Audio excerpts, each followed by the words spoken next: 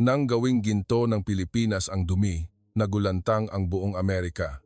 Nagulantang ang Estados Unidos dahil sa mga tambak ng semiconductor sludge na mahigpit silang binalaan na huwag sasalatin, nakuha ng Pilipinas ang kayamanang nagkakahalaga ng 24 bilyong piso.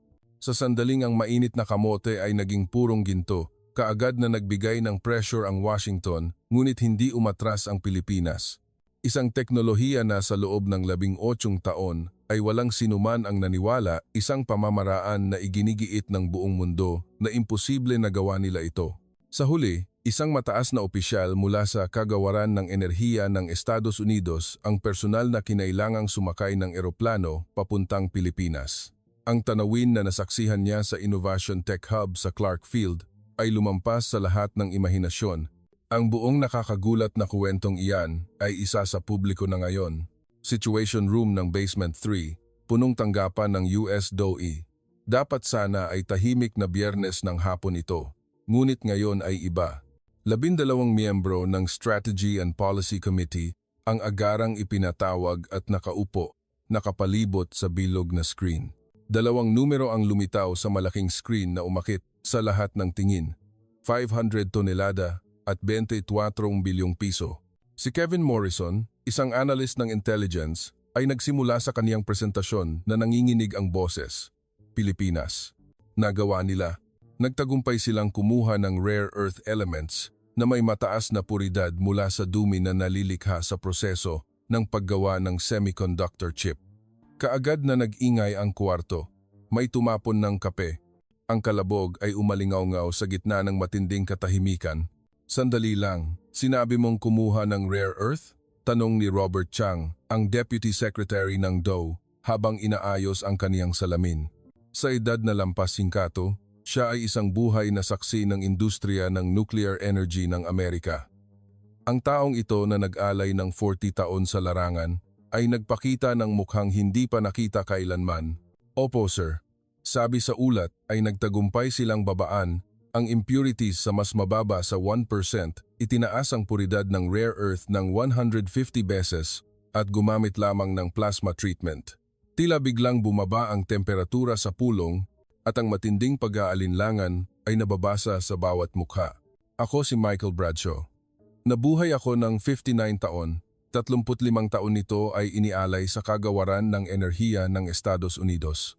Kahit na ang titulo ko ay Chief Advisor sa Energy Policy, sa totoo lang, ako ang taong nakakakita lamang sa madilim na bahagi ng industriyang ito. Nagtrabaho ang tatay ko sa 3 Mile Island Nuclear Power Plant. Ang marinig lamang ang pangalan na iyon ay sapat na para bigatan ang aking puso. Light, IFO. Sumali ang tatay ko sa cleanup ng insidente, pagkatapos ay na-expose sa radiation at namatay makalipas ang 1 taon dahil sa lung cancer. Ang basura ay isang sumpa, Michael. Huwag na huwag mo itong gagalawin. Iyan ang huling habilin ng tatay ko. Kaya't sa buong buhay ko, ang industrial waste ay itinuturing kong pinakamapanganib. Ito ang mainit na kamote na hindi maaaring hawakan. Ito ang time bomb na dapat ibaon ng permanente sa ilalim ng lupa. Ngunit ginawa itong yaman ng Pilipinas. Walang katuturan ang kuwentong ito. Si David Wilson, isa pang section chief, ay naghampas ng lamesa. Sa edad na lampas 40, sikat siya bilang pinakamatigas ang pananaw sa Technology Policy Group. Namumula ang mukha niya. Alam ba ninyo kung ano ang pagkuha ng rare earth? Ito ay isang napakakomplikadong prosesong kemikal. Ang sabihin na plasma lang ang ginamit ay para na ring ininsulto ang mga pangunahing prinsipyo ng pisika. Nagpakita pa ng datos si Kevin sa screen. Ito ay opisyal na pahayag mula sa Pambansang Instituto ng Agham at Teknolohiya ng Pilipinas. Sinasabi nila na nalampasan na nila ang laboratory scale at matagumpay na naisagawa ang mga pagsubok sa sukat na 150 kg bawat batch 100 kg. Opo. At may plano silang simulan ang buong commercialization facility sa loob ng susunod na 3 buwan. Muling nagkagulo ang kwarto. Itinaas ni James O'Connor, ang legal counsel, ang kamay niya. Sandali, hindi ba ito labag sa mga regulasyon sa technology security? Ang rare earth ay isang strategic resource. At paano ang relasyon sa Tsina? Iyan ang problema. Umiling si Kevin. Iginigiit ng panig ng Pilipinas na ito ay purong domestic waste treatment. Sinasabi nilang nire-recycle lang nila ang waste na nagmumula sa produksyon ng mga pabrika ng Samsung o Intel na matatagpuan sa Pilipinas. Diyos ko, pangungutya ni David, ang rare earth ay strategic resource. Ito ay malinaw na isang provocation, isang direktang hamon sa technological hegemony ng Estados Unidos. Ngunit may iba akong iniisip, sabi ko. Ang mga numero ay umiikot sa isip ko. 500 tonelada ng basura, 54 bilyong piso na halaga. Kung ito ay totoo, hindi na ito simpleng pag-unlad ng teknolohiya. Ito ay isang revolusyon na babago sa buong modelo. May datos ba tungkol sa economic viability? Sa unang pagkakataon ay nagsalita ako at lahat ng tingin ay bumaling sa akin. Advisor Bradshaw, nagbigay ba ang panig ng Pilipinas ng mga tiyak na numero tungkol sa economic efficiency? Nagbasa si Kevin ng dokumento. Opo. Ang gastos sa pagproseso ng isang 150 kilogram batch ay humigit kumulang 5 milyong dolyar. Ang halaga sa merkado ng rare earth na nakukuha ay humigit kumulang 150 milyong dolyar. Tumahimik ang kuwarto. Lahat ay nagkukuwenta. A 30-fold profit margin? Opo, totoo yan. Hindi maaari, umiling si David. Tiyak na may nakalimutan silang gastos. Gastos sa infrastruktura, gastos sa kaligtasan, gastos sa pagproseso ng secondary waste. Kapag pinagsama lahat, tiyak na lugi iyan. Iginigiit ng panig ng Pilipinas na kasama na sa numerong ito ang lahat ng gastos. Kung gayon, ito ay pandaraya o di kaya ay isang maling pag-unawa pagtatapos ni David sa matigas na boses. Ilang tao ang tumango bilang pagsang-ayon. Ngunit may kutob ako ng pagkabalisa, may hindi tama. Tinapik ni Deputy Secretary Robert ang kaniyang daliri sa lamesa. Sa ngayon, mangalap muna tayo ng karagdagang impormasyon. Hindi na kailangan pang mag-ingay dahil sa isang ulat na hindi pa beripikado. Pero, Ginoong Deputy Secretary, maingat na sabi ni Kevin. Interesado rin ang Hapon. May intelligence report na nagsasabing nagsimula na silang talakayin ang technology cooperation sa Pilipinas. Hapon? Opo. Gumagawa rin ang Hapon ng maraming semiconductor chip kaya mayroon din silang katulad na uri ng basura. Balita ko ay napaka-aktibo ng Tokyo. 9. Item say, Heaven, Confro. Sa sandaling iyon, nagbago ang hangin sa kwarto. Kung uunahan tayo ng Hapon, hindi na ito issue na pwedeng baliwalain. Kaya, ano ang gagawin natin? Tanong ni James. Una, dapat nating iparating ang ating pag-aalala sa Pilipinas, sabi ni David ng Mariin. Banggitin ang issue mula sa pananaw ng technology security. Hilingin sa kanila na itigil ang pananaliksik. Kung kailangan, magbigay ng pressure. Pressure? Tanong ko, pabalik. Hindi pa nga natin alam kung ano talaga ito. Magbibigay na tayo ng pressure? Advisor Bradshaw, tiningnan ako ni David ng masama. Napakalambot mo. Ginagalaw ng Pilipinas ang rare earth. Ito ay issue ng seguridad. Ngunit kung ito talaga ay teknolohiya sa pagproseso ng basura, hindi ba't makakatulong din ito sa atin? Ang Amerika ay mayroon ding mga bundok ng industrial waste na hindi maproseso. Iba iyon. Bakit iba? Umuwi ang tensyon sa kwarto. Nagtitigan kami ni David. Sa sandaling ito, itinaas ni Sarah Hashu na tahimik lang kanina ang kaniyang kamay. Siya ay isang batang researcher, lampas 30, may PhD sa Material Engineering mula sa MIT, isang tunay na talento. Maari ba akong magtanong? Sinabi ng panig ng Pilipinas na nag-research sila sa loob ng 18 taon. Ang 18 taon ay napakahabang panahon. Bakit wala tayong kaalam-alam sa buong panahong iyon? Iyan ang issue, 18 taon. We could 9 and could 9. Iyon din ang tagal ng panahon mula nang mamatay ang tatay ko hanggang ngayon. Sa loob ng napakaraming taon, ano ang ginawa ng Pilipinas na wala tayong alam? Iyan, nauutal si Kevin. Ibig mong sabihin, sadyang nagtago ang Pilipinas? Hindi naman sadyang nagtago. Nag-publish sila ng mga article sa scientific journal, nagbigay ng mga pahayag sa mga international conference. Ang problema lang ay ano? Ang problema lang ay hindi tayo nag-interes. Imon now, sigo. Very dull, nabalot ng katahimikan ng lahat. Kung iyon ay totoo, hindi ito kasalanan ng Pilipinas. Ito ay pagkakamali natin. Ang pulong ay tumagal ng mahigit 2 oras nang walang tiyak na conclusion, magtipon pa ng impormasyon. Hindi opisyal na konsultasyon sa Pilipinas, makipag-ugnayan sa State Department. Ang karaniwang bureaucratic na reaksyon. Ngunit hindi ako nasisiyahan. Gusto kong kumpirmahin ang isang bagay sa sarili ko. Nang matapos ang pulong, habang naglalakad ako sa pasilyo, may tumawag sa akin, Michael. Si Liza Santos, isang kasamahan na Filipino-American Asia Analyst ng department. Kumusta ang pulong ngayon? Maari ba akong maging tapat? Siyempre. Lumingon si Liza, pagkatapos ay bumulong. Huwag kang maniwala kay David. Tutol ang taong iyan sa lahat ng ginagawa ng Pilipinas. Bakit? Noong 90s, may semiconductor company na Pilipino na umagaw sa market share ng Amerika, kaya napahiya siya. Mula noon, may galit na siya sa kanila. Isang kawili-wiling impormasyon. May dahilan pala ang lahat.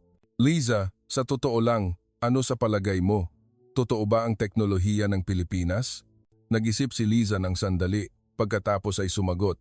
Sa simula, hindi rin ako naniwala. Ngunit habang tinitingnan ko ang mga dokumento, lalo akong nagtataka. Napakasistematiko nito. Kitang-kita ang bakas ng 18 taon ng maayos at matibay na pananaliksik, patuloy ang pag-publish ng mga scientific article at nakarehistro rin ng mga patent. Hindi ganyan magtrabaho ang mga mandaraya. Kaya, ang ibig mong sabihin, totoo ito? Kailangan nating kumpirmahin, ngunit may posibilidad. Tiningnan ako ni Liza, Sir Michael, dapat ka na lang pumunta roon at tingnan mo mismo. Ano? Pumunta sa Pilipinas. Tama. Kumpirmahin mo sa sarili mong mga mata. Ang umupo dito at tumingin lang sa mga ulat ay hinding-hindi mo malalaman ang katotohanan. Paifo, it's in. Ang sinabi niya ay tumimo sa isip ko. Kumpirmahin sa sarili ko ang pinakasimple at pinakatiyak na paraan. Pag-uwi ko, hindi ako tinantana ng pag-iisip na iyon. Habang kumakain ng hapunan, habang naliligo, habang nakahiga sa kama, lagi kong naiisip ang Pilipinas. Mula sa bintana ay tanaw ang gabi sa Washington, D.C., ang mga kumikinang na ilaw. Ang bawat ilaw na iyon ay sinisindihan ng kuryente. At ang isang bahagi ng semiconductor chip na lumilikha ng kuryenteng iyon ay nagmula sa mga pabrika sa Pilipinas. Naalala ko na naman ang tatay ko. Nangyari ang insidente sa 3 Mile Island noong 14 taong gulang pa lang ako. Hindi umuwi ang tatay ko sa loob ng ilang araw. Kalaunan ko lang nalaman na pumasok siya sa loob ng reactor building para pigilan ang pagtagas ng radiation. Tay, bakit mo ginawa ang ganoong kapanganib? Dahil mayroong dapat gumawa nito, anak. Iyon ang sagot niya. At 10 taon pagkatapos, namatay siya. Sa libing, sinabi sa akin ng isang kasamahan ng tatay ko, ang tatay mo ay isang bayani, ngunit ang nuclear waste ay isang sumpa. Sumpa na nilikha mismo natin at walang paraan para mawala ito. Naniwala ako sa sinabi niya sa loob ng 35 taon. Ang industrial waste ay isang problemang hindi malulutas, isang pasanin na kailangan nating dalhin habang buhay. Ngunit ang Pilipinas, inalis ba nila ang sumpang iyon? 3 ng madaling araw, hindi ako makatulog. Sa huli, binuksan ko ang laptop ko at nag-access sa website ng Pambansang Instituto ng Agham at Teknolohiya ng Pilipinas. Mayroon ding mga dokumento sa Ingles. Binasa ko ang bawat pahina, bawat article. Sa simula, mahirap paniwalaan. Ang paggamit ng plasma para iproseso ang rare earth sludge ay parang baluktot. Ngunit habang nagbabasa, lalong nagiging matibay ang kanilang logic. Ang core ay nasa pagkontrol ng temperatura at pressure. Ang plasma sa isang tiyak na temperatura at pressure ay makakaapekto sa chemical bonds ng basura at selective na mahihiwalay ang mga rare earth elements, walang ginagamit na kemikal, pisikal na pamamaraan lang. Kung ito ay posible, ito ay pambihira, bulong ko sa sarili ko. Sa dulo ng mga article ay ang pangalan ng research team, Dr. Rafael Rafi Cruz, ang taong namuno sa proyektong ito sa loob ng 18 taon. Bigla, nag-usisa ako tungkol sa taong ito. Ano ang naramdaman niya habang sinisikap niya ang isang pananaliksik na sa loob ng 18 taon ay walang naniwala, isang hamon na walang kasiguraduhan kung magtatagumpay ba? Naalala ko na naman ang tatay ko. Pumasok din ang tatay ko sa reactor building na walang gustong pumasok dahil mayroong dapat gumawa nito. Oh, redown to, and redown to. Marahil, may parehong nararamdaman si Dr. Rafael Cruz dahil mayroong dapat gumawa nito. Dahil kailangang makahanap ng paraan para mawala ang sumpang tinatawag na industrial waste. Sa sandaling iyon, nagdesisyon akong pupunta ako roon at titingnan ko mismo. Lunes ng umaga, kumatok ako sa opisina ni Deputy Secretary Robert. Pasok. Nakatayo ang Deputy Secretary sa tabi ng bintana, umiinom ng kape. Sa labas ay tanaw ang Washington Monument. Ginoong Deputy Secretary, may gusto po sana akong sabihin. Michael, ano iyon, Bradshaw? Gusto ko pong pumunta sa Pilipinas. Dahan-dahang lumingon ang Deputy Secretary. Hindi mukhang nagulat, parang nahulaan na niya. Bakit? Gusto kong kumpirmahin sa sarili ko kung totoo ba ang teknolohiya ng Pilipinas. Narinig mo si David sa pulong noong Biyernes, hindi ba? Na kailangan tayong magbigay ng pressure. Sa ganoong sitwasyon, ano ang tingin nila sa pagpunta mo sa Pilipinas? Kaya gusto kong pumunta ng hindi opisyal bilang isang individual. Tumaas ang kilay ng Deputy Secretary. Individual? Opo. Magpapaalam ako. Kung hindi ito opisyal na pagbisita kundi isang personal na interes, marahil ay walang problema. Tiningnan ako ng Deputy Secretary ng matagal pagkatapos ay tumawa. Ikaw talaga, sa loob ng 20 taon, hindi ka pa ganyan. Ano pong ibig ninyong sabihin? Hindi mo pa ginagamit ang buong bakasyon mo para sa isang bagay. Ikaw ay laging maingat, sumusunod lang sa regulasyon. Ganoong tao, biglang gustong pumunta sa Pilipinas. Nanginginig ang kamay ko. Tama ang Deputy Secretary. Ang buong buhay ko ay ginugol ko sa maingat na pag-iwas sa panganib, pagpili lang ng mga ligtas na daan. Simula nang mamatay ang tatay ko, ganoon ang buhay ko. Ngunit bakit ganito ngayon? Hindi ko po alam. Ramdam ko lang po na kailangan kong pumunta. Dahil ba sa tatay mo? Kinabahan ako. Alam din ng Deputy Secretary ang kwento ng tatay ko. Marahil, tiningnan ng Deputy Secretary ang labas ng bintana. Tahimik kami ng matagal. Sige, pumunta ka. Ano po? Pumunta ka roon at tingnan mo. Kumpirmahin mo sa sarili mo pagkatapos ay bumalik ka. Talaga po? Ngunit may isang kondisyon. Tumingin sa akin ng diretso ang Deputy Secretary. Iulat mo ng tama ang katotohanan. Lahat ng bagay mabuti at masama. Huwag mong isasaalang-alang ang politika. Sabihin mo lang kung ano ang nakita mo. Naintindihan ko po. At isa pa, huwag mong sasabihin kay David. Kapag nalaman ng taong iyon, mag-iingay iyon, sigurado. Tumawa ng mapait ang Deputy Secretary. Sa proseso ng paghahanda para sa biyahe, may kakaibang nangyari. Biglang naglabasan ang sunod-sunod na negatibong ulat tungkol sa Pilipinas. Ang mga ulat na hindi malinaw ang pinagmulan ay nakatambak sa lamesa ko. Pagdududa na lumalabag ang PATP sa safety regulations, pag-aalala sa polusyon sa kapaligiran mula sa semiconductor waste treatment, ang pagkuha ng rare earth ay maaaring magpalala sa alitan sa China, lahat ay may sensational na headline. Ngunit kapag binasa mo ang nilalaman, napakahina ng batayan, puno ng hinala at pag-aalinlangan. Sino ang nagpadala ng mga ito? Tanong ko sa secretary ko. Hindi po malinaw, sir. Ipinadala po sa koreo. Anonymous po ang nagpadala. Kakaiba. Mukhang may sadyang gustong magmaniobra sa opinyon ng publiko. Sa oras ng tanghalian, nakaupo si Sarah Shu sa isang sulok ng cafeteria kumakain ng sandwich. Sarah, nakita mo ba ang mga kakaibang ulat na iyon? Opo, sir. Nakatanggap din ako ng mga anonymous na iyon. Sino kaya ang gumawa niyan? Lumingon si Sarah. Hindi ba't galing iyan sa panig ni David? Mayroon siyang mga tao sa section niya na expert sa information manipulation. Haka-haka lang po iyan. Bumigat ang loob ko. Ang mga kasamahan ko, ginagawa ang mga bagay na ganito. Bakit nila kailangang gawin iyan? Dahil mayroong mapapahamak kung magtatagumpay ang Pilipinas. Mapapahamak? Bumulong si Sarah. Sir Michael, Alam ba ninyo kung magkano ang ininvest ng Amerika sa rare earth processing technology? Mga $65 bilyong sa loob ng 125 taon, ngunit wala pang technology na na-commercialize. Sa kabilang banda, ang ininvest lang ng Pilipinas sa loob ng 18 taon ay humigit kumulang $180 milyong, 1,360 lang ng atin. Kung totoo ang teknolohiya ng Pilipinas, ibubunyag nito ang katotohanan na sa loob ng 25 taon, walang kwenta ang ginawa ng Amerika. Maraming tao ang kailangang managot. Ngayon ko lang naintindihan, hindi ito issue ng teknolohiya. Ito ay issue ng pride, issue ng politika. Ang tagumpay ng teknolohiya ng Pilipinas ay magbubunyag ng kakulangan ng American tech industry. Kung malalaman ng mga tao na nalutas ng Pilipinas ang problema na hindi nalutas ng Amerika sa 25 taon gamit ang $65 bilyong, gamit lang ang $180 milyong, mayroong mananagot.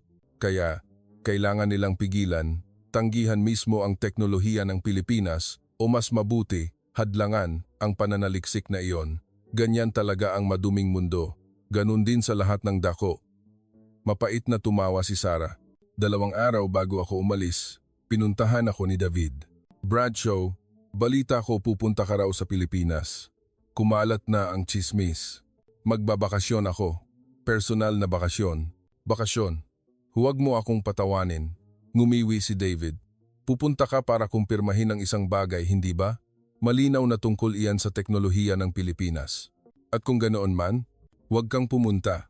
Mapapahamak ka lang kung maloloko ka nila. Maloloko?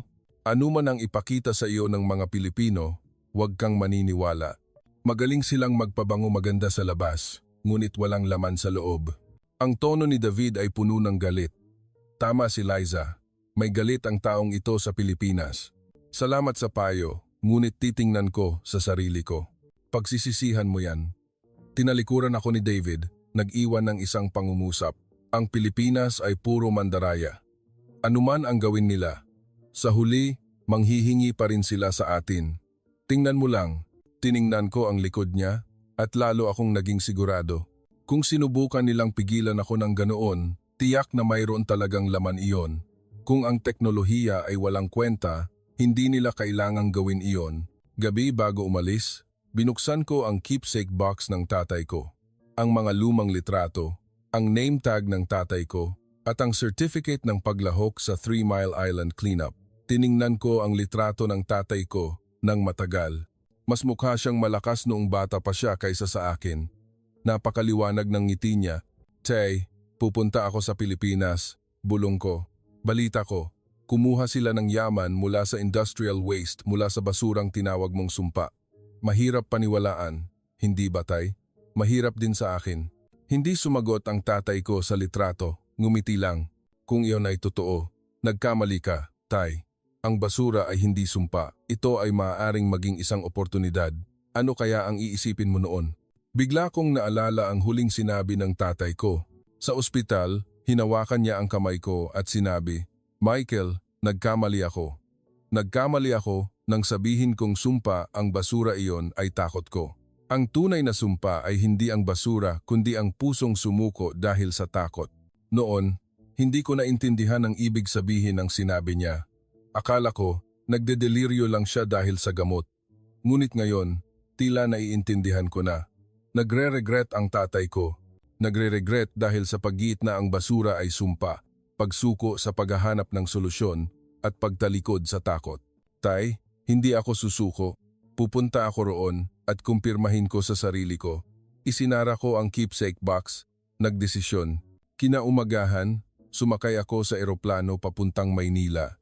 Sa sandaling lumipad ang eroplano, may kakaiba akong naramdaman. Sa unang pagkakataon sa 35 taon ng aking karera, ginagawa ko ang isang bagay ayon sa sarili kong kagustuhan. Hindi ayon sa utos ng nakatataas, hindi ayon sa regulasyon, kundi dahil gusto ko lang. Hindi ko inaasahan na ganoon pala ako kakaba. 13 oras ng paglipad, lumilipas ang mga ulap sa labas ng bintana. Binuksan ko ang laptop ko at binasa ulit ang mga dokumento tungkol sa Pilipinas. Maingat na binasa ang mga article ni Dr. Rafael Cruz. Sa gitna ng isang article, may ganitong pangungusap. Libu-libong beses kaming nabigo sa loob ng 18 taon, ngunit hindi kami sumuko kailanman. Gusto naming patunayan na ang bagay na tila imposible sa pamamagitan ng pagtitiyaga ay magiging posible. Isang hindi maipaliwanag na emosyon ang pumuno sa loob ko. Ang taong ito ay nagtiis talaga sa loob ng 18 taon. Isang pananaliksik na walang sinuman ang naniwala, isang hamon na walang kasiguraduhan kung magtatagumpay. Hindi siya sumuko, nagpatuloy siya. Sana totoo siya, bulong ko. Nagsimulang bumaba ang eroplano. Sa labas ng bintana, nakikita ko ang Pilipinas, ang dagat na kumikinang sa sikat ng araw, at sa malayo ay ang luntiang lupain. Ito ba ang isla na nag-alis ng sumpa ng industrial waste? Malapit na akong malaman ang katotohanan. Talaga bang ginawang posible ng Pilipinas ang tila imposible o lahat ng ito ay isang palabas lamang gaya ng sinabi ni David? Umaligaw-gaw ang announcement sa eroplano. Minamahal na mga pasahero, malapit na po tayong lumapag sa Clark International Airport. Ang lokal na oras ay 4:04 p.m. Mabilis ang tibok ng puso ko. Isang pananabik na hindi ko naramdaman sa loob ng 35 taon. Ano kaya ang makikita ko sa Pilipinas? Hindi ko alam noon na malapit nang magbago ng husto ang buhay ko. Sa sandaling tumapak ako sa Clark International Airport, naramdaman ko na parang nasa ibang mundo ako. Naroon pa rin ang pagod mula sa 13 oras ng paglipad, ngunit ang tanawin sa harap ko ay nagpamulat sa akin. Ang ceiling ng airport ay may wavy design, ang banayad na sikat ng araw sa hapon ay tumatama sa loob, ang sahig ay makintab walang makitang basura. "Welcome to the Philippines," sabi ng isang robot. Oo, isang robot talaga. Ang puting guide robot na may LCD screen sa mukha ay tumigil sa harap ko. "Would you like assistance in English?" Sa Amerika, kailangan mong hanapin ang information counter. Dito, ang robot ang kusang lumalapit sa iyo. Opo, pakiusap. Unquote. Ang immigration counter po ay narito. Pakiusap, sumunod po sa akin. Nauna ang robot. Nagtataka akong sumunod. Ang proseso ng imigrasyon ay nakakagulat din. Inilagay ko ang passport ko sa automatic scanner, nag-face recognition ang makina at natapos sa loob lang ng 30 segundo. Sa Amerika, ang pagpila pa lang ay aabutin na ng 30 minuto.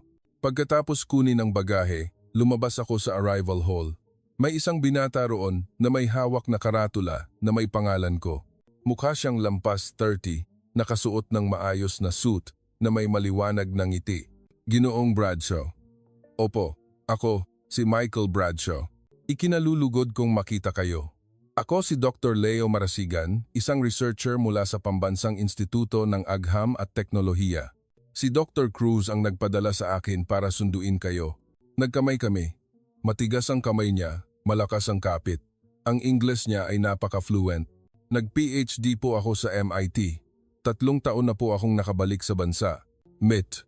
Alam ko ang MIT, ang nangungunang engineering school sa mundo.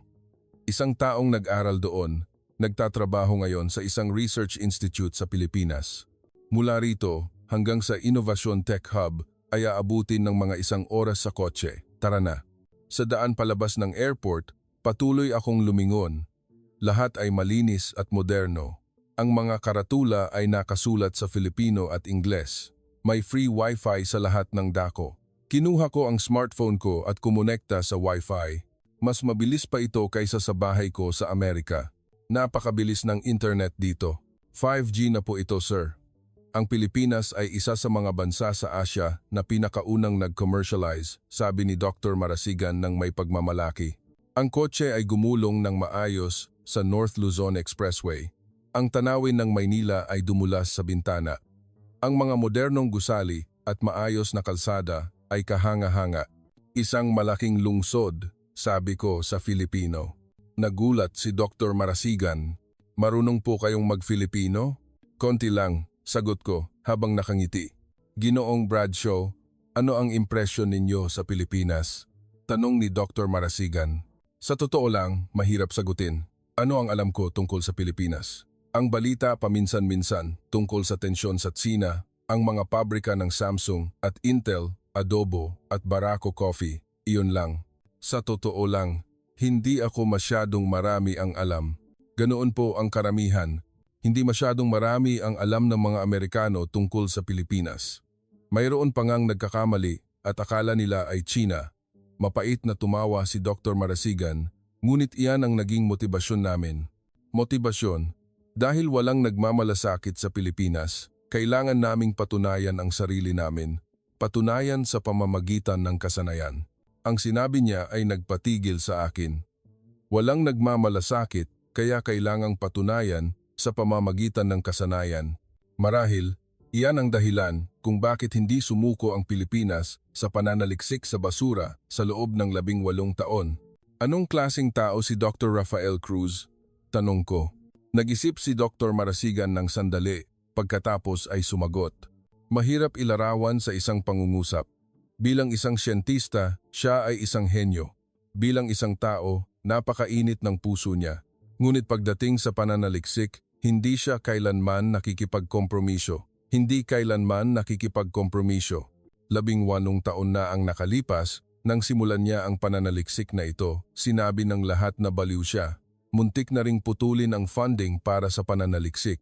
Maraming miyembro ng team ang umalis. Ngunit hindi sumuko si Doktor. Bakit ganoon? Pakiusap. Tanungin ninyo na lang siya. Hindi ko po pwedeng sabihin iyan para sa kaniya. Tiningnan ni Dr. Marasigan ang labas ng bintana. May ikukuwento po ako sa inyo. Ang tatay ni Doktor ay nagtrabaho rin sa semiconductor industry. Isa siya sa mga taong tumulong sa pagtatayo ng unang semiconductor plant ng Pilipinas. Bigla akong kinabahan. Ang tatay ko ay nagtrabaho rin sa industriya ng enerhiya. Isang kakaibang pagkakataon. Nang dumating kami sa Innovation Tech Hub sa Clark, papalubog na ang araw. Ang kotse ay huminto sa harap ng isang modernong gusali. Mula rito hanggang sa Research Institute ay aabutin ng 5 minuto ng paglalakad. Tara na. Well, already to. Habang naglalakad, ang tanawin na nakita ko ay mga modernong gusali, Research Institute, punong tanggapan ng korporasyon, at mga high-tech manufacturing facility na nagpapaalala sa akin ng Silicon Valley. Iyan po ang plant ng FPT, Ving Group. Itinuro ni Dr. Marasigan ang mga malalaking gusali. Ang basura mula sa mga plant na tulad nito, ang paksa ng aming pananaliksik ngayon. Dumating kami sa tarangkahan ng Research Institute. Pagkatapos kumpirmahin ng guard ang mga dokumento, binuksan ang tarangkahan. Ang campus ay medyo malaki. Magkakatabing modernong gusali. Ang laboratory ay nasa gusaling iyan. Itinuro ni Dr. Marasigan ang isang gusali na may glass wall na nagre-reflect sa sunset. Nang bumaba ako sa kotse, may malamig na hangin na humihip. Pagpasok sa lobby ng gusali, may isang lalaki na naghihintay. Mukha siyang lampas 50, maayos ang gupit ng buhok na may kaunting uban, matalas ang tingin ngunit may banayad ng ngiti sa gilid ng labi. Ginoong Bradshaw, salamat sa personal na pagpunta ninyo. Inabot ng lalaki ang kamay niya. Hindi ko gustong tumingin lang sa ulat at maghukom. Gusto ko ang ugaling iyan. Kayo si Dr. Rafael Cruz, hindi po ba? Opo. Welcome. Nagkamay kami. Magaspang ang kamay niya, kamay ng isang taong direktang nagtatrabaho sa laboratory. Nang marinig kong may dumarating mula sa Amerika, nagulat ako, sabi ni Dr. Cruz. Karaniwan, titingnan lang nila ang ulat at magko-conclusion. Kayo ang unang personal na pumunta rito dahil kailangang makita ko sa sarili kong mga mata para maniwala. Isang napakagandang ugali. Ganyan dapat ang mga siyentista. Ngumiti siya ng may init. Gabi na ngayon. Bukas ng umaga natin, sisimulan ang opisyal na demonstration. Ihahatid ko po kayo sa inyong accommodation. Ang Crescent down to 8 ng umaga kinabukasan, nakaupo ako sa conference room sa ikalimang palapag ng institute. Mula sa bintana, tanaw ang buong Innovation Tech Hub sa Clark. Pumasok si Dr. Rafael Cruz. Sinundan siya ng 3 researcher. Ginoong Bradshaw, ipapakilala ko sa inyo ang mga core members namin. Kilala na po ninyo si Dr. Leo Marasigan. Ang dalawa pa ay, bumati sa akin ang dalawa pa. Ako si Enger. Maria Salcedo. Ako ang namamahala sa pagtatayo ng facility, isang babaeng lampas 40, nakatali ang buhok. Ako naman si Enger, Benjo Tadena. Ako ang namamahala sa environmental safety, isang lalaking lampas 50. Maraming kulubot sa mukha ngunit matalas ang tingin. Ipapakita ko sa inyo ang schedule ngayong araw. Binuksan ni Dr. Cruz ang screen. Ang umaga ay technical presentation. Ang hapon ay laboratory tour at demonstration sa 150 kilogram experimental facility. Yan, we do concep. Right, ina-count daw. Nag-operate na ang experimental facility? Opo. Patuloy na itong nag-operate sa loob ng 4 na buwan. Hanggang ngayon, ang dami ng naproseso ay umabot na sa 1.10 tonelada. 110 tonelada, mas marami kaysa sa inaakala ko. Magsimula na tayo, hindi po ba? Sinimulan ni Dr. Cruz ang presentasyon. Una, ipinaliwanag niya kung bakit niya sinimulan ang pananaliksik na ito. Sa screen, lumabas ang litrato ng isang bodega na puno ng mga steel drum. Alam na ninyo kung ano ito, hindi po ba? Rare Earth Sludge Storage Facility. Opo, ang rare earth sludge na nilikha ng mga semiconductor company. Sa kasalukuyan, mayroon tayong mahigit 500 tonelada. Ang numerong 500 tonelada ay tumimo na naman sa isip ko. Ang basura mula sa proseso ng paggawa ng semiconductor ay naglalaman ng maraming rare earth elements. Bakit mahalaga ang rare earth? Dahil ito ang core resource ng mga advanced industry. Nag-slide si Dr. Cruz. Ang rare earth ay isang kailangan na component sa smartphone, electric vehicle, wind turbine, missile guidance system, lahat ng high-tech product. Ngunit 90% ng pandaigdigang produksyon ay monopoly ng China. Kung makakapag-produce ang Pilipinas ng rare earth sa sarili nito, napakalaki ng strategic value. Tumango si Dr. Cruz. Ngunit may problema. Para kumuha ng rare earth mula sa basura, kailangang gumamit ng chemical process na may malakas na acid at base. Ngunit ang prosesong ito ay lumilikha ng secondary waste. Para iproseso ang basura, lumilikha tayo ng mas maraming basura. Kaya, walang gumagawa nito. Opo, hindi economically efficient. Mas mataas pa ang gastos sa pagkuha kaysa sa halaga ng rare earth. Kaya, paano ninyo nalutas ang problemang iyan? Ngumiti si Dr. Cruz. Sa pamamagitan ng pagbabago ng mindset, kung hindi chemical treatment kundi physical treatment, kaya naisip namin ang plasma. Plasma, opo, ionized gas sa super high temperature. Sa pamamagitan ng tumpak na pagkontrol sa temperatura at pressure, maaari naming ihiwalay ang rare earth nang hindi gumagamit ng kemikal. Sa totoo lang, ito ay parang baluktot. Ang paggamit ng plasma para iproseso ang industrial waste? Mahirap paniwalaan, hindi po ba?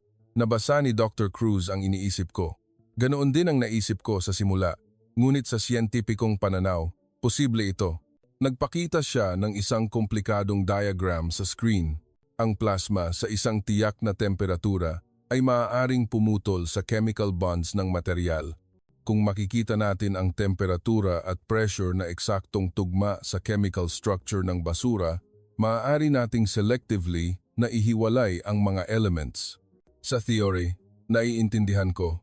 Ngunit sa practice, posible ba? Ipapakita ko sa inyo. Tumayo si Dr. Cruz. Seeing is believing. Pumunta na tayo sa laboratory. Umalis kami sa conference room, naglakad sa pasilyo, dumaan sa isang makapal na security door para pumasok sa laboratory area. Mula rito, kailangan nating magsuot ng protective gear. Inabot sa akin ni Enger. Benjo Tadena ang protective suit. Ang puting suit ay tumatakip sa buong katawan, medyo mabigat ngunit hindi nakakahirap sa paggalaw. Ligtas ba? Lubos na ligtas. Mas mababa pa ang reading dito kaysa sa karaniwang opisina. Bumukas ang pinto ng laboratory. Sa harap ko ay isang napakalaking device, isang stainless steel na cylindrical structure, mga 4 na metro ang taas, 2.5 metro ang diameter. Ito ang plasma processing device. Tinapik ni Dr. Cruz ang device. Ang bunga ng 18 taon ng pag-unlad. Ito ang ika-4 na generation. Ika-4 na generation? Ang unang generation ay tabletop lang, hindi nakakapagproseso ng 100 gem. Ang pangalawa ay umabot sa 1 kilogram. Ang pangatlo ay 10 kilogram. At ito ang ika-4 na generation na kayang magproseso ng 150 kilogram bawat batch. Maaari ba akong manood ng aktwal na operasyon? Siyempre, mayroong naka-schedule na operasyon mamayang hapon. Sa tabi ng device ay isang serye ng mga screen at meter na nagpapakita ng temperatura, pressure at plasma density. Ang core dito ay ang pagkontrol sa temperatura at pressure, paliwanag ni Dr. Marasigan. Ang baseline ay 3,500 graus Celsius. Ngunit kahit 1 degree lang ang pagkakamali, iba na ang resulta. ECO-N, ENCO-N, DON-DO, ENCO-N. Gaano katagal bago nahanap ang optimal temperature na iyon? 9 taon. 9 taon. Napakahabang panahon para lang maghanap ng isang temperatura. Hindi ba kayo naisipang sumuko? Tanong ko. Ang tanong ay para kay Dr. Cruz. Tumigil siya sandali. Libo-libong beses akong gustong sumuko, prang kanyang sagot. Muntik nang maputol ang funding sa pananaliksik. Maraming miyembro ng team ang umalis. May mga pagkakataon na nakonsensya ako sa pamilya ko. Hiking, menankway. Kaya, bakit kayo nagpatuloy? Tumingin si Dr. Cruz sa labas ng bintana kung saan makikita ang waste storage facility na may mga tambak na drum. Nakikita ninyo iyan? Opo, 500 tonelada. 500 tonelada ng basura ang nakatambak diyan. Kung hindi natin lulutasin, mananatili iyan diyan magpakailanman. Nanginginig ang boses niya. Ang tatay ko ay nakilahok sa pagtatayo ng unang semiconductor plant ng Pilipinas. Tinulungan ang Pilipinas na maging semiconductor powerhouse. Bago siya namatay, sinabi niya sa akin. Ano ang sinabi niya? Ang paglikha ng semiconductor ay trabaho ng ating henerasyon. Ang pagproseso ng basura ay trabaho ng henerasyon ninyo. Isang hindi maipaliwanag na emosyon ang pumuno sa loob ko. Huling habilin ng tatay. Mayroon din akong ganoong habilin. Dahil lang sa pagsunod sa huling habilin ng tatay ninyo, nagtiis kayo sa loob ng 18 taon? Iyan ay isang dahilan, ngunit may mas malaking dahilan. Tumingin sa akin ng diretso si Dr. Cruz. Dahil mayroong dapat gumawa nito. Mayroong kailangang lumutas sa problemang ito at naniniwala akong kaya ko. Mayroong dapat gumawa nito. Iyan din ang eksaktong sinabi ng tatay ko, ang dahilan kung bakit siya pumasok sa reactor building noong insidente sa 3 Mile Island. Balita ko, ang tatay din ni Ginoong Bradshaw ay nagtrabaho sa katulad na larangan. Paano ninyo nalaman? Nag-research ako nang marinig kong may dumarating mula sa Amerika. Ngumiti ng tipid si Dr. Cruz. Ang TMI incident. Nakilahok siya sa cleanup. Isang kagalang-galang na tao. Opo, at dahil din doon kaya siya namatay. Nabalot ng katahimikan. Paumanhin. Ayos lang. Matagal na iyon. Ngunit may bahagi sa puso ko na masakit pa rin. Sa tuwing naaalala ko ang tatay ko, ganoon. Marahil pareho tayo, sabi ni Dr. Cruz. Mga taong gustong magmana ng legacy ng tatay, habang nauunawaan ang liwanag at dilim ng industrial development. Hindi siya nagkamali. Lumaki kami sa 2 magkaibang bansa, sa 2 magkaibang kapaligiran. Ngunit sa essence, pareho kami. 2 ng hapon, nagsimulang umandar ang plasma device. Ngayon, sisimulan natin ang pagproseso ng 150 kg. Nakaupo si Dr. Marasigan sa harap ng control panel. Ipinapakita ng screen ang mga parameters sa real time. Simulan ang paglagay ng material. Itinulak ng isang robot arm ang waste sample sa loob ng device. Ang mga kulay-abo na bloke ay nagliyab. Narinig ko ang mahinang ugong. Ang asul na ilaw ay kumikislap mula sa loob ng device. Tumaas ang temperatura. 2,500 degrees, 3,000 degrees, 3,500 degrees. Ang ibabaw ng device ay nagbigay ng kamangha-manghang init. Pressure ay stable. Plasma density ay normal, sabi ni Enger. Tadena habang kinukumpirma ang mga reading. Phase 1 ay tapos na. Lumipat sa Phase 2. Ang graph sa screen ay nagsimulang gumalaw. Ang linya na nagpapahiwatig ng konsentrasyon ng rare earth ay biglang tumaas. Simulan ang paghihiwalay ng rare earth. Ang tunog ng gas na hinihigop mula sa cylindrical container sa tabi ng device ay umalingamgaw. 20 beses ang konsentrasyon. 50 beses, 80 beses, 100 beses, 150 beses.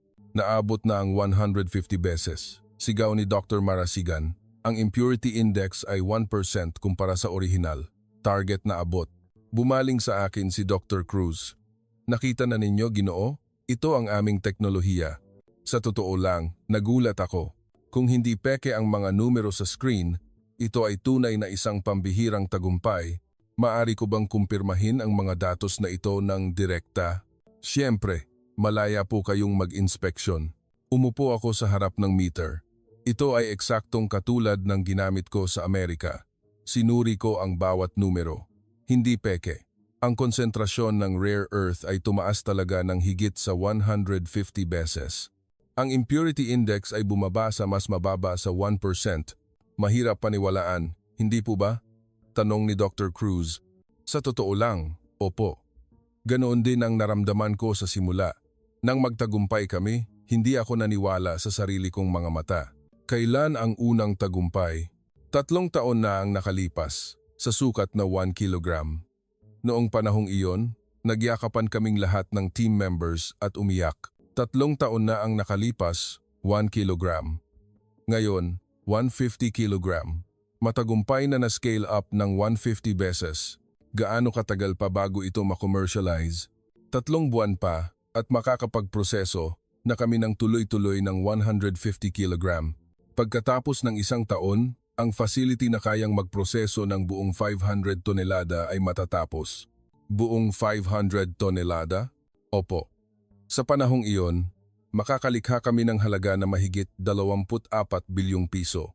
24 bilyong piso. Ang numero na narinig ko sa conference room sa Washington. Ngayon, parang totoo na. Pagkatapos ng hapunan, pauwi na ako sa accommodation ko, tumunog ang telepono ko. Numero ito mula sa Amerika. Michael Bradshaw, si Sarah ito, si Sarah Shu. Ang boses niya ay nagmamadali. Ano ang problema? May malaking problema. Dumating si David sa Pilipinas. Ano? Umalis siya kaninang umaga. Pupunta siya sa inyo. Kinabahan ako. Bakit? Hindi malinaw ang layunin. Ngunit tiyak na hindi maganda. Hindi rin alam ni Deputy Secretary Robert. Kusa siyang umalis. Kailan siya darating? Bukas ng umaga. Mag-ingat kayo. Naputol ang tawag. Nanginginig ang kamay ko. Bakit pumunta rito si David? Pumasok ako sa restroom. Inayos ko ang isip ko. Isa lang ang dahilan kung bakit pumunta rito si David. Para manghimasok, tanggihan ang teknolohiya ng Pilipinas o magbigay ng pressure. Sa madaling salita, para sirain ang lahat. Kinaumagahan, sa lobby ng Research Institute, may isang pamilyar na mukha, David Wilson. Nakasuot siya ng maayos na suit, nakatayo roon sa tabi ng isang taong mukhang taga-US Embassy. Bradshaw, nagkita tayo rito ha? Sabi ni David nang may pangungutya. Sabi mo, magbabakasyon ka, pero nasa Research Institute ka. Oh, Tong, Ama. David, bakit ka nandito? Opisyal na trabaho. Nagre-representa sa gobyerno ng Estados Unidos. Opisyal na trabaho na kahit si Deputy Secretary Robert ay hindi alam? Sa sandaling iyon, lumitaw si Dr. Cruz. Ano ang problema? Kayo si Dr. Rafael Cruz? Sabi ni David nang may pagmamataas. Galing ako sa kagawaran ng enerhiya ng Estados Unidos. May gusto akong sabihin tungkol sa pananaliksik ninyo. Dito ba? Pumunta tayo sa conference room. Sa conference room, si Dr. Cruz, Dr. Marasigan, Enger, Tadena, at ako ay kasama ni David. Pinaputok ni David ang unang putok. Prangka ako. Ang pananaliksik ninyo ay lumalabag sa mga regulasyon sa technology security. Anong provision ang nilabag? Mahinahon na tanong ni Dr. Cruz. Ang rare earth ay strategic resource. Ang kakayahan ng Pilipinas na mag-produce sa sarili nito ay magpapalala sa relasyon sa China. Ito ay banta sa seguridad ng rehiyon. Mali, sabi ni Dr. Cruz ng Marien. Pinoproseso namin ang basura sa loob ng teritoryo ng Pilipinas. Ito ay domestic resource recycling, hindi lumalabag sa anumang international regulation. Ito ay issue ng interpretasyon, hindi interpretasyon. Ito ay katotohanan. Pakiusap, kumpirmahin ninyong muli ang mga regulasyon. Namula ang mukha ni David dahil alam niyang hindi siya mananalo sa logic. Sige, iwanan muna natin ang issue sa batas. Paano ang issue sa kaligtasan? Ligtas ba ang paggamit ng plasma para iproseso ang basura? Lubos na ligtas, sagot ni Enger. Tadena, sumusunod kami sa lahat ng international safety standard at mayroon na kaming ISO certification. Ngunit mayroon pa ring mga potensyal na panganib, hindi ba? Anong potensyal na panganib? Ang posibilidad ng polusyon sa kapaligiran ay 0%. Nagpakita si Enger. Tadena ng datos sa screen. 4 na buwan ng tuloy-tuloy na operasyon, hindi pa kailanman lumampas sa environmental standard. Ang hangin, kalidad ng tubig, lupa lahat ay nasa normal na antas. Natahimik si David. Wala siyang datos, nagdala lang siya ng mga hinala at pag-aalinlangan. Sa sandaling ito, sumingit ako. David, ano ba talaga ang gusto mo? Bakit ka pumunta rito? Gusto mong pigilan ang teknolohiya ng Pilipinas? Ano ang pakinabang niyan sa Amerika? Tiningnan ako ni David ng masama. Sino ka para ipagtanggol ang Pilipinas bilang isang Amerikano? Nasa panig ako ng katotohanan. Ang nakikita ko rito ay katotohanan na gawa ito ng Pilipinas. Naloko ka. Nabighani ka sa palabas nila. Hindi. Ako mismo ang nagkumpirma ng datos. Hindi iyon peke. Umuwi ang tension sa conference room. Mahinahon na sabi ni Dr. Cruz, Ginoong Wilson, wala kaming itinatago. Handa kaming isapubliko ang lahat ng datos. Kung may research team mula sa Amerika na gustong mag-verify, handa rin kami. Pakiusap, i-verify ninyo. Kung may mali, pakiusap, ituro ninyo. Kung tama, pakiusap, aminin ninyo. Sa pagitan ng mga siyentista, dapat na natin itong magawa, hindi po ba? Hindi nakapagsalita si David dahil ang alok ni Dr. Cruz ay napakaprangka. Ganyan lang magsalita ang mga taong walang itinatago. Sa huli, umalis si David nang walang nakamit. Babalik pa ako, hindi pa tapos ito. Nag-iwan siya ng isang pangungusap bago umalis. Naiwan kami sa conference room. Tahimik kami ng matagal. Salamat, Ginoo, sabi ni Dr. Cruz sa akin. Salamat sa paninindigan ninyo sa aming panig. Sinasabi ko lang ang katotohanan. Ganoon din. Ngunit ang paggawa niyan sa mga kababayan ninyo ay hindi madali. Tama siya. Bilang isang Amerikano, ang paninindigan sa panig ng Pilipinas ay hindi talaga komportable. Ngunit ang katotohanan ay katotohanan. Doktor, maaari ba akong magtanong? Siyempre. Inaasahan ba ninyo ang pressure mula sa Amerika? Ngumiti ng tipid si Dr. Cruz. Alam na namin sa simula. Alam namin na sa tuwing may gagawin ang Pilipinas na tungkol sa advanced technology, tiyak na pipigilan. Hindi lang Amerika, mas seryoso pa ang China. At nagpatuloy pa rin kayo dahil mayroong dapat gumawa nito. Iyon na naman ang pangungusap na iyon. Mayroong dapat gumawa nito. Ngunit ang pressure ay maaaring maging mas malaki pa. Ngayon, salita lang. Sa susunod, hindi natin alam kung ano ang dadalhin nila, lalo na ang China. Alam ko, tumingin si Dr. Cruz sa labas ng bintana. Ngunit hindi kami titigil. Nagtiis na kami sa loob ng 18 taon. Kung susuko kami rito, lahat ng panahong iyon ay magiging walang kwenta. Ang tingin niya ay puno ng kasiguraduhan, isang hindi matitinag na kasiguraduhan. At isa pa, ano po? Kung magtatagumpay kami, sa huli, kailangan nilang aminin dahil hindi nagsisinungaling ang siyensiya. Ang pangungusap na iyon ay nanatili sa puso ko. Hindi nagsisinungaling ang siyensiya. Anuman ang panghihimasok ni David, anuman ang pressure ng China, sa huli, lalabas ang katotohanan. Kinabukasan, pagkaalis ni David, pinuntahan ko ang 150 kg experimental facility, mga 15 minuto ang biyahe mula sa Research Institute. Ito ay isang bagong tayong gusali, kumikinang sa labas. Ito ang unang phase ng commercialization facility, paliwanag ni Dr. Cruz. Sa kasalukuyan, 150 kg ang pinoproseso bawat araw. Ang huling target ay 500 kg bawat araw. Yuao, Afai, and Po. Yuao, and Po. Pagpasok sa gusali, 6 na malalaking plasma device ang nakahanay. 6 na device ang tumatakbo, nang sabay-sabay maaaring umabot sa 900 kg bawat araw. 900 kg. Kaya, gaano katagal bago maproseso ang buong 500 tonelada? Mga 2 taon. 2 taon, isang kamangha-manghang bilis. Sa Amerika, ang pagtatayo pa lang ng isang industrial waste treatment plant ay aabutin na ng mahigit 20 taon. Magkano ang gastos? Ang gastos sa pagtatayo ng facility ay humigit kumulang 3 bilyong piso. Ang taunang gastos sa operasyon ay humigit kumulang 600 milyong piso. Ang kabuuang gastos ay humigit kumulang 4.2 bilyong piso. Opo, at ang halagang nililikha ay mahigit 24 bilyong piso. A profit margin of more than sevenfold. Isang hindi kapanipaniwalang numero, ngunit kung totoo ang datos na nakita ko kahapon, posible iyon. Maaari ko ba itong makita sa aktwal na operasyon? Siyempre, magkakaroon ng 150 kilogram batch na magsisimula ngayong 3 ng hapon. Okay, thank you so. 3 ng hapon, 25 researcher ang nagtipon sa facility. Lahat ay mukhang seryoso. Ngayon ay isang espesyal na araw, sinabi ni Dr. Cruz na ito ang araw na ang kabuuang dami ng naproseso ay lalampas sa 1.5 tonelada. 1.5 tonelada. Kahit na 1,300 lang ito ng 500 tonelada, isa itong simbolikong numero.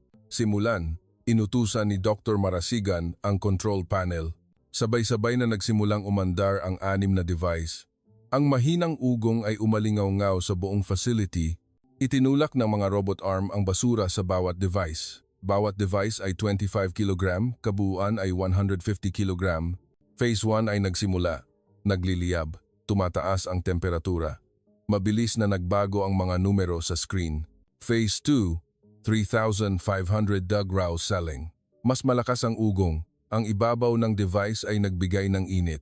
Tumaas ang konsentrasyon ng rare earth.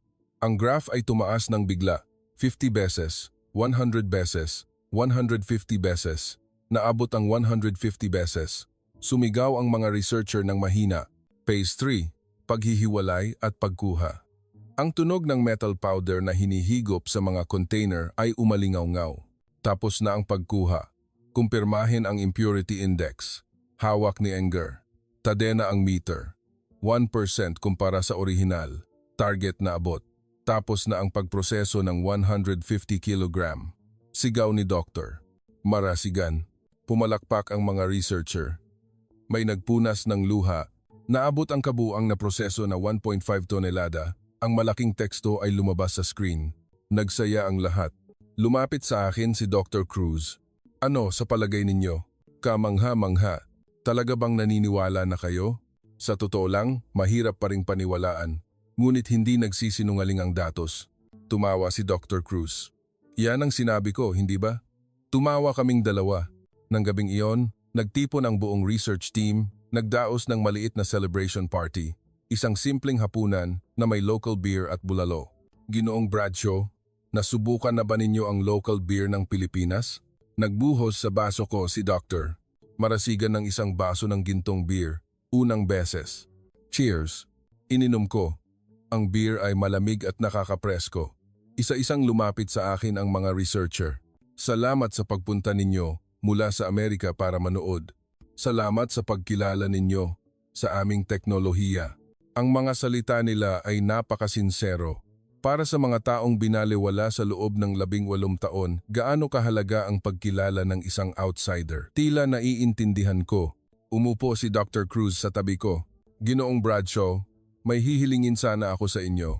Ano po? Pagbalik ninyo sa Amerika, pakiusap. Sabihin ninyo ng tama ang katotohanan, hindi lang ang mga magagandang bagay.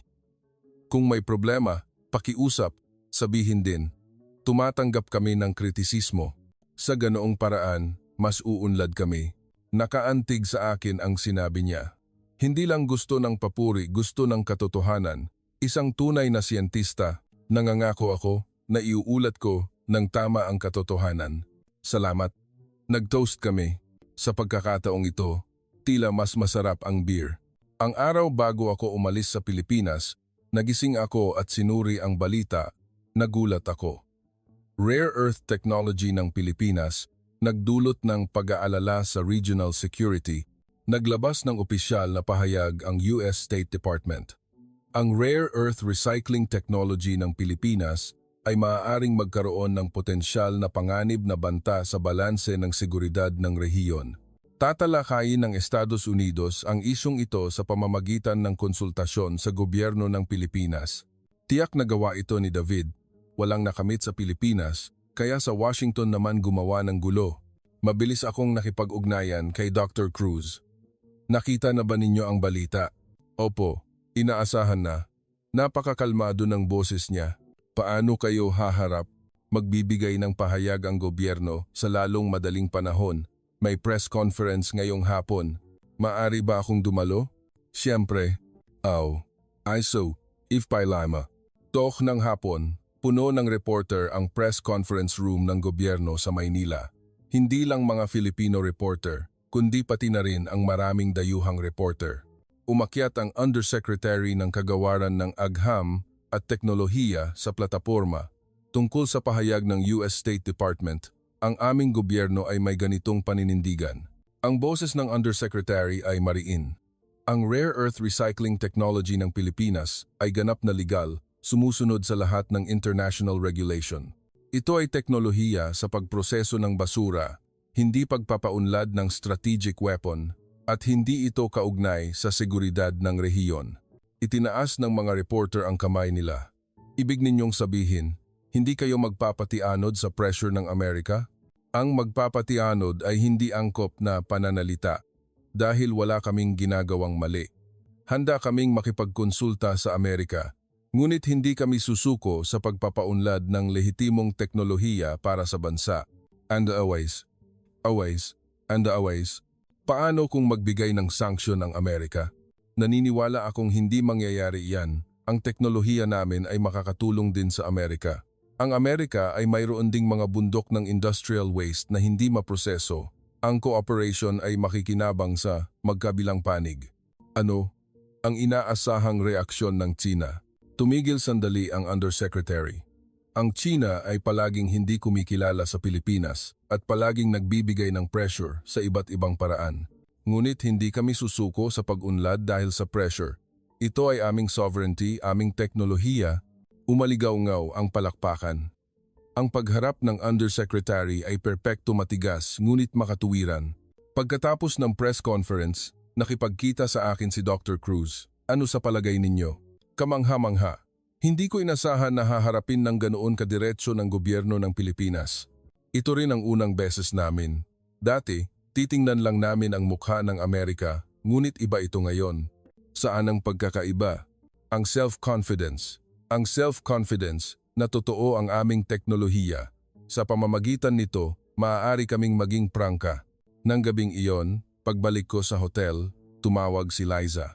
Michael, nakita mo na ba ang balita? Oo. Magulo rito. Gumagawa ng gulo si David kahit saan. Ano ang sinasabi niya? Sinasabi niya na walang respeto ang Pilipinas sa Amerika. Paano magiging ganoon? Walang katuturan ang kuwentong ito. Ginagawa lang ng Pilipinas ang lehitimong karapatan nila. Alam ko, ngunit napakalakas ng boses ng kampo ni David. Ano ang sinabi ni Deputy Secretary Robert? Wala pa siyang pinapakitang saloobin. Tila hinihintay niya ang ulat mo, ang ulat ko. Iyon ang mahalagang variable. Michael, pakiusap. Ano? Isulat mo ang katotohanan. Huwag mong isasaalang-alang ang politika. Isulat mo ang nakita mo. Ang sinabi ni Liza ay eksaktong katulad ng sinabi ni Dr. Cruz. Gagawin ko. Nangangako ako. Ibinalik ko ang telepono. Binuksan ko ang laptop ko at sinimulan ang paggawa ng ulat. Isinulat ko ang lahat ng nakita ko sa Pilipinas. Ang technology principle, ang experimental data, ang economic analysis, ang safety assessment. Sa huli, isinulat ko ito. Ang teknolohiya ng Pilipinas ay totoo. Pagkatapos ng 18 taon ng pananaliksik, nagtagumpay sila na maging ang unang bansa sa mundo na kumuha ng economic value mula sa industrial waste. Ang teknolohiyang ito ay hindi banta, kundi isang oportunidad para sa Estados Unidos. Dahil mayroon din tayong katulad na problema. Ang dapat gawin ng Amerika ay hindi magbigay ng pressure kundi makipagtulungan. Kung makikipagtulungan tayo sa Pilipinas para paunlarin ang teknolohiyang ito, malulutas natin ang problema sa industrial waste sa buong mundo. Huwag nating tingnan ang Pilipinas bilang kalaban. Nagawa nila ang bagay na sinukuan natin. Dapat nating kilalanin ang tagumpay na iyon at matuto. Lalo na, ang katotohanan na nakamit ng Pilipinas, ang ganoong tagumpay, sa ilalim ng tuloy-tuloy na military, diplomatic, at economic pressure mula sa China, ay hindi lamang isang technological success, kundi nagpapakita ng will at kakayahan ng isang maliit ngunit matatag na bansang demokratiko. Dapat makipagtulungan ng Estados Unidos sa Pilipinas, isang bansa na may parehong values, sa pamamagitan ng pagsuporta sa halip na magbigay ng pressure. Nang matapos ko ang ulat, 3 na ng madaling araw. Sa labas ng bintana ay ang gabi sa Maynila. Ang Filipinas Tower ay kumikinang sa mga ilaw. Bukas, aalis na ako sa Pilipinas. Pagbalik sa Washington, hindi ko alam kung ano ang mangyayari. Maaring harapin ko si David. Maaring mapahamak ang karera ko, ngunit hindi ako nagsisisi. Dahil nakita ko ang katotohanan at kailangan kong isulat ang katotohanan, sinabi ng tatay ko, ang industrial waste ay hindi sumpa. Ang pusong sumuko dahil sa takot ang tunay na sumpa. Nagdesisyon akong hindi na ako matatakot. Kinaumagahan, bago ako pumunta sa airport, pinuntahan ako ni Dr. Cruz. Ginoong Bradshaw, safe travels. Salamat, Doktor. Marami akong natutunan. Ako rin ang dapat magpasalamat sa inyo. Salamat sa personal na pagpunta ninyo para manood. Nagkamay kami. May isa pa akong bagay. Inabot sa akin ni Dr. Cruz ang isang maliit na kahon. Ano ito? Isang sample ng rare earth na kinuha namin. Sa loob ng kahon ay isang maliit na glass vial na naglalaman ng kulay pilak na metal powder. Maari ko bang dalhin ito sa Amerika? Nagpaalam na ako. Maari itong ilabas bilang research sample. Bakit ninyo ito binibigay sa akin? Ngumiti si Dr. Cruz. Ito ay ebidensiya. Kung salita lang, walang maniniwala. Dalhin ninyo ito sa Research Institute sa Amerika at ipaanalisa. Sa ganoong paraan, malalaman nila na totoo ang aming teknolohiya. Nanginginig ang kamay ko. Hindi lang ito isang sample. Ito ay ebidensiya na naglalaman ng 18 taon ng pagpupunyagi. Ipararating ko ito ng sigurado. Naniniwala ako sa inyo. Habang nasa kotse papuntang airport, kinuha ko ang maliit na glass vial. Ang kulay pilak na metal powder ay mukhang powder lang sa mata. Ngunit ang halaga na nakapaloob dito ay mas mahal pa sa ginto. At ang kahulugan na nakapaloob dito ay hindi mabibili ng pera. Ang industrial waste ay hindi sumpa. Pinatunayan iyan ng Pilipinas. Ngayon, ako naman ang magsasabi sa mundo. Sumakay ako sa eroplano. Nagdesisyon ako. Pagbalik sa Washington, anuman ang pressure, hindi ako magpapatianod. Mananalo ang katotohanan. Tulad ng Pilipinas, sa unang araw ko sa Washington, nagsimula na ang bagyo. Pagkababa ko ng eroplano, tumawag na si Deputy Secretary Robert. Michael, dumiretso ka sa opisina ko. Kakaiba ang boses niya. Pagdating sa punong tanggapan ng DOE, malamig ang hangin. Umiiwas sa tingin ko ang mga kasamahan na nakita ko sa pasilyo. Binuksan ko ang pinto ng opisina ng Deputy Secretary. May isang hindi inaasahang taong nakaupo roon, David Wilson.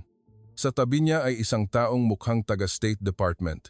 Maupo ka, Michael. Matigas ang mukha ng Deputy Secretary. Ano ang problema? Dahil sa ulat mo, sumingit si David. Balita ko, ipinagtanggol mo ang Pilipinas. Isang Amerikano, nagsulat ng ulat na salungat sa Pulisiya ng Amerika. Isinulat ko lang ang katotohanan. Katotohanan, ang nakita mo ay ang gusto lang ipakita sa iyo ng Pilipinas. Naloko ka. Hindi, ako mismo ang nagkumpirma ng datos. Hindi iyon peke. Ang datos ay maaari ring peke. Sigaw ni David. Kumalma ka. Itinaas ng Deputy Secretary ang kamay niya. Michael, ang ulat mo ay nagdulot ng problema. Nagkakagulo ang State Department. Bakit po? Isinulat ko lang ang katotohanan. Iyan ang problema, ang katotohanang iyan. Ang taga-State Department ang unang nagsalita. Ginoong Bradshaw, nalik ang ulat mo. May taong nagbigay nito sa press. Ngayon, naghahanda ang Washington Post na maglabas ng balita. Kinabahan ako. Ang ulat ko, sa press, alam mo ba ang headline? Inabot sa akin ng taga-State Department ang isang papel. U.S. Energy Official Rights Report praising Philippine technology. U.S. admits being behind the Philippines. Para akong pinainitan ng dugo. Ito ay isang misinterpretation. Hindi iyan ang ibig kong sabihin. Ngunit maaari itong interpret ng ganyan. Iyan ang problema. Nangutya si David. Kita mo? Ano ang ginawa mo? Malapit nang mapahiya ang gobyerno ng Amerika. Sino ang nag-leak? Tanong ko. Si David ba? Ang ulat ko ay confidential document. Tanging ang mga may access lang ang makakagawa ng leak. Sino? Namula ang mukha ni David. Bakit ako ang tinatanong mo? Ikaw ang gumawa nito dahil hindi mo gusto ang nilalaman ng ulat ko kaya ibinigay mo sa press upang siraan ito. May ebidensiya ka ba? Wala. Ngunit may motive ka. Gusto mong sirain ang teknolohiya ng Pilipinas. Umuwi ang tensyon sa conference room. Napabuntong hininga ang Deputy Secretary. Ngayon, ang mahalaga ay hindi kung sino ang nag-leak, kundi kung paano ito lulutasin. Lutasin? Bukas, magkakaroon ng Senate hearing. Kailangang umattend ang Department of Energy. Ang hearing na ito ay para makipagkonsulta tungkol sa kung paano haharapin ng Amerika ang teknolohiya ng Pilipinas. Dulot ito ng ulat mo. Senate hearing.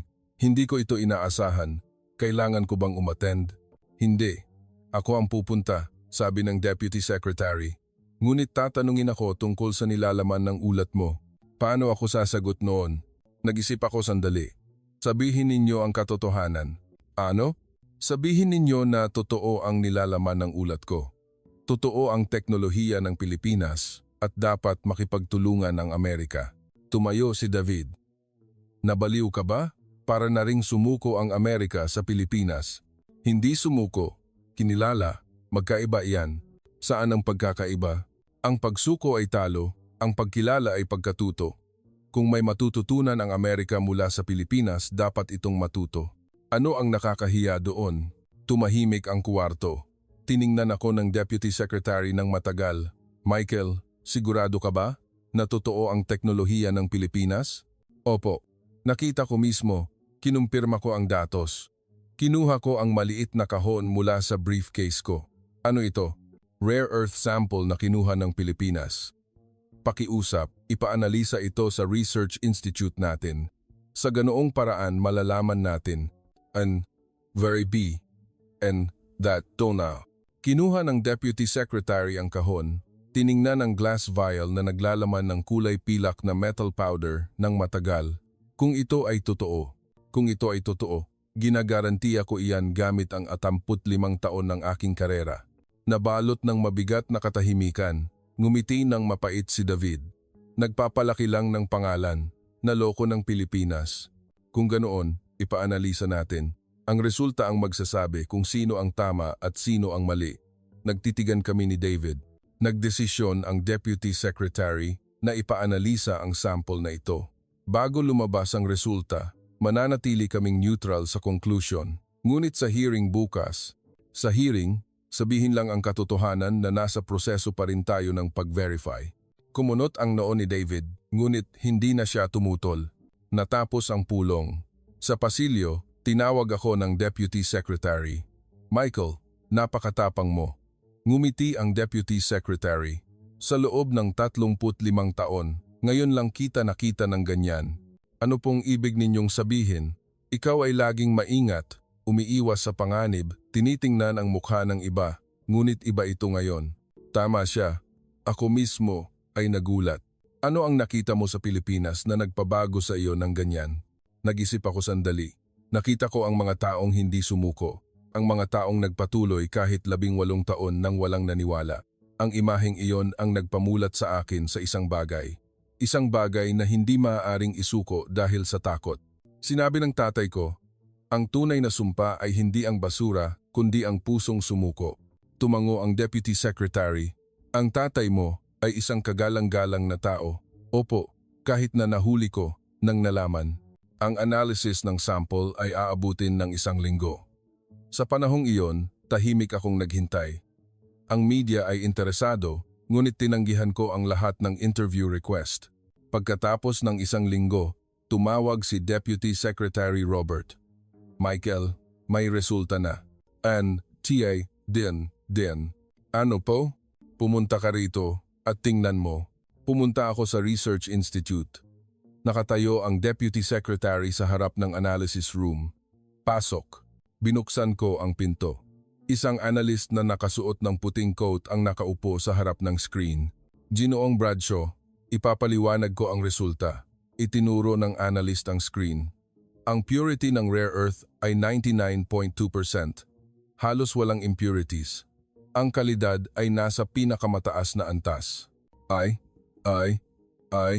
Ano ang ibig sabihin yan? Ang ipinahayag ng Pilipinas ay totoo. Mabilis ang tibok ng puso ko. Sa purity na ito, maaari itong gamitin ng direkta sa mga advanced industry. Mas maganda pa ang kalidad kaysa sa kasalukuyang nasa merkado. Tinapik ako sa balikat ng Deputy Secretary. Tama ka, Michael. Hindi ko na malayan, umiiyak na ako. Dahil sa ginhawa, isa sa publiko natin ang resultang ito. Magkakaroon ng press conference mamayang hapon. May 9, ang Cranes. 3 ng hapon, puno ng reporter ang press conference room ng DOE. Ang mga flash ng kamera ay tuloy-tuloy.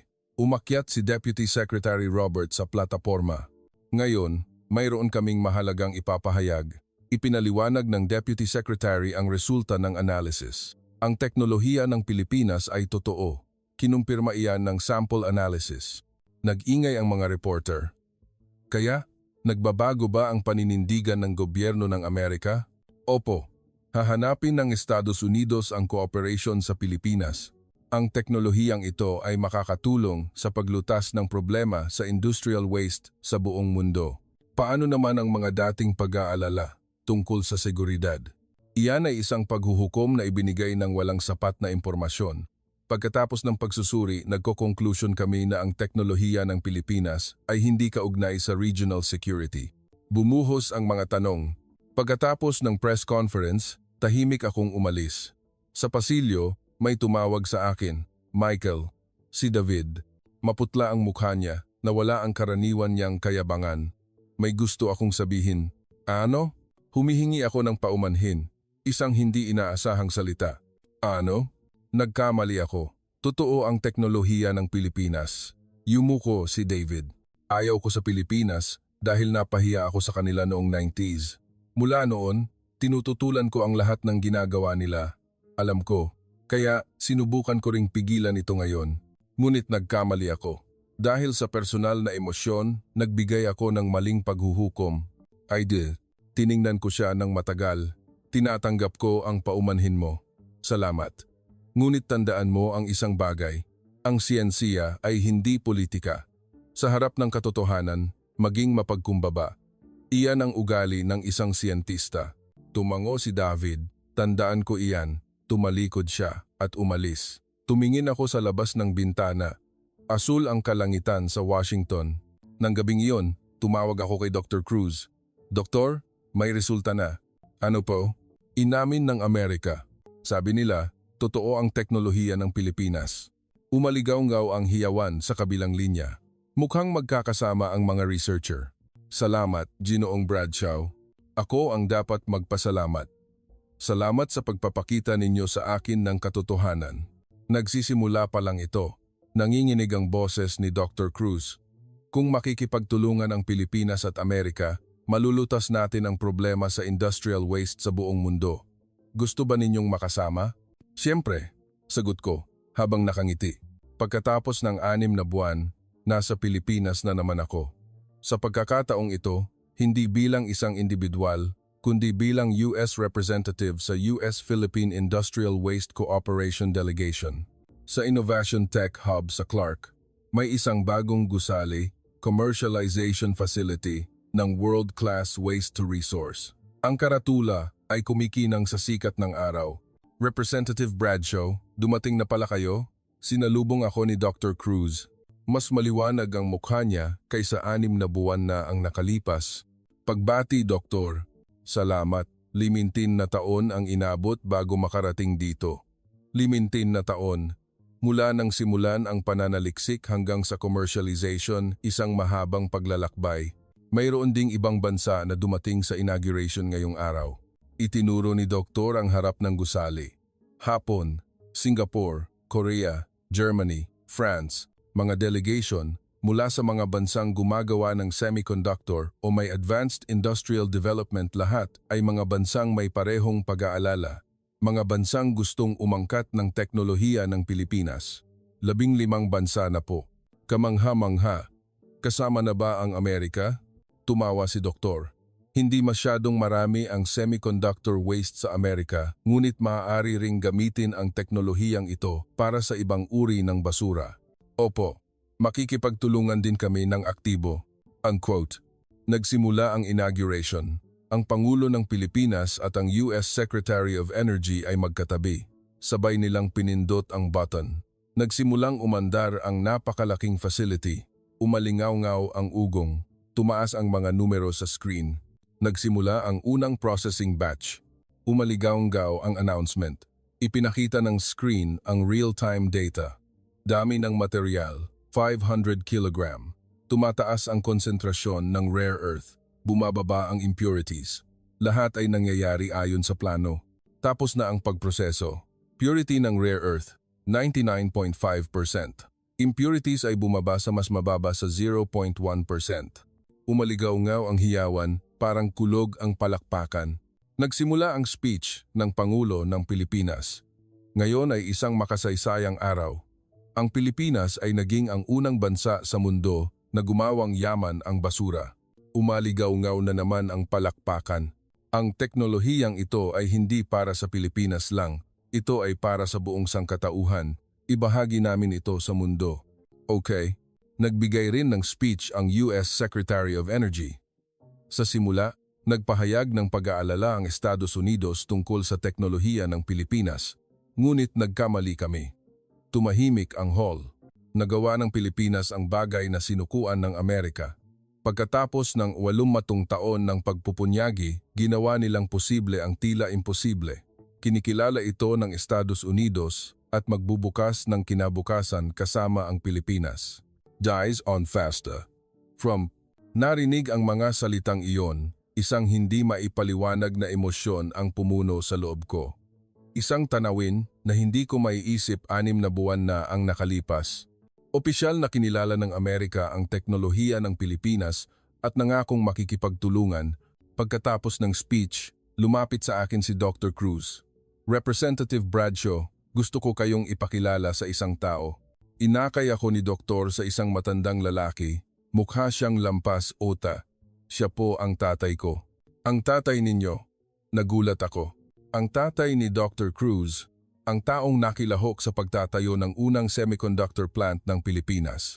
Tay, ito po ang taong dumating mula sa Amerika at kumilala sa ating teknolohiya. Hinawakan ng matandang lalaki ang kamay ko.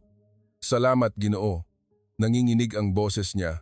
Ang anak ko ay tinawag na baliw. Nagtiyaga sa loob ng 20 taon. Ngayon, may mga taong tulad ninyo na kumikilala, maaari na akong maging panatag. Napaiyak ako. Ang tatay ko ay nagtrabaho rin sa katulad na larangan. Tanso, obisa. Iba, ganoon ba? Opo. Sa Amerika, nakilahok siya sa cleanup ng nuclear power plant incident at namatay. Pumuno ng luha ang mata ng matandang lalaki. Ganoon pala. Bago mamatay ang tatay ko, sinabi niya na ang basura ay hindi sumpa. Ang pusong sumuko dahil sa takot ang tunay na sumpa. Tama ang tatay ninyo. Mas hinigpitan ng matandang lalaki ang kapit sa kamay ko. Ang henerasyon namin ay lumikha ng kuryente, ngunit hindi nalutas ang problema sa basura. Iyan ay palaging pasanin sa puso ko. Ngayon, nalutas na, nagawa ng anak ko. Opo, nagawa ni Rafi. Tiningnan ng matandang lalaki ang anak niya. Namumula rin ang mata ni Dr. Cruz. Tay, nagawa ko po. Anak, napakagaling mo. Niyakap ng mag-ama ang isa't isa. Nakita ang tanawing iyon. Naalala ko ang tatay ko. Tay, nakikita mo ba ito ngayon? Ang sandali na inalis ang sumpang tinatawag na industrial waste. Tay, nakikita mo? Hindi na ito sumpa. Bulong ko. Pinatunayan iyan ng Pilipinas. Asul ang kalangitan. Humihip ang hangin. Pagkatapos ng inauguration, umakyat ako sa rooftop ng facility. Ang buong tanawin ng Innovation Tech Hub ay nasa harap ko. Ang mga gusali ng mga high-tech company at ang bagong tayong waste-to-resource facility, ang lugar na dating dump site, ngayon ay naging resource production facility. Ang lugar kung saan ang 500 tonelada ng mainit na kamote ay naging kayamanan na nagkakahalaga ng 24 bilyong piso. Kamangha-mangha, hindi po ba? Lumapit sa tabi ko si Dr. Cruz. Opo, talagang kamangha-mangha.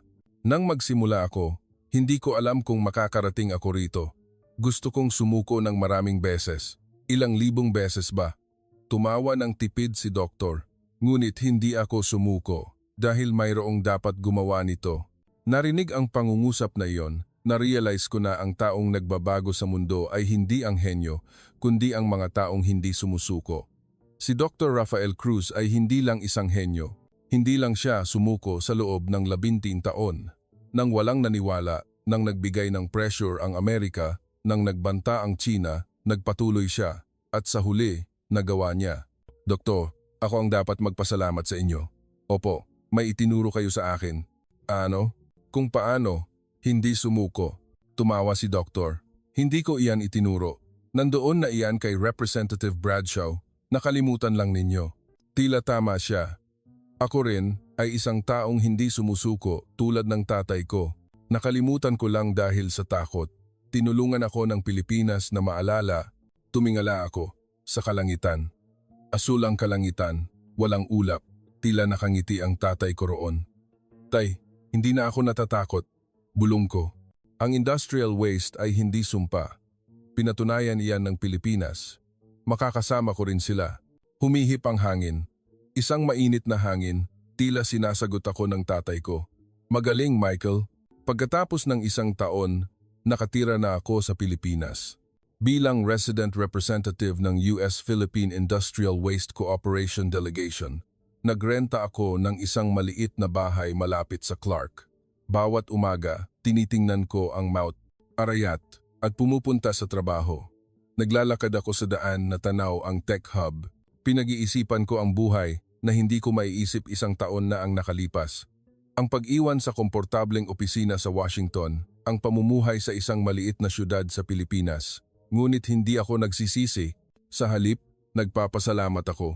Binago ako ng Pilipinas. Tinulungan nila ako, isang taong nakakulong sa takot, na mangarap muli.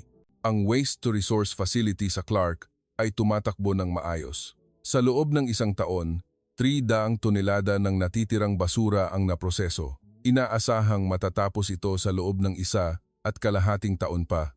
Ang rare earth na kinuha ay ibinibigay sa mga advanced industry sa buong mundo.